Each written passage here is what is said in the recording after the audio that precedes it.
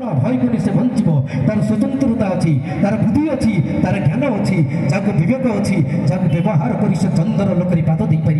अथवा सागर रत्न संग्रह कर लोक हितकर कार्य कर से अमर हो पार से कर्पर सहित कह मनीष मु सब जीव मानव ठार स्वतंत्र एति कथा कहवाक हेले दृढ़ मनोबल दरकार प्रचेषा दरकार साधना दरकार से जिद थर से कष्ट कर जदि न जाणी पारुच जाना बलर साहचर्य हारीज बोली डरुच कहीं मन जदि दुर्बल हो कर्म पूर्णता आसीपर जहाँफल भगवत प्राप्ति असंभव हो पड़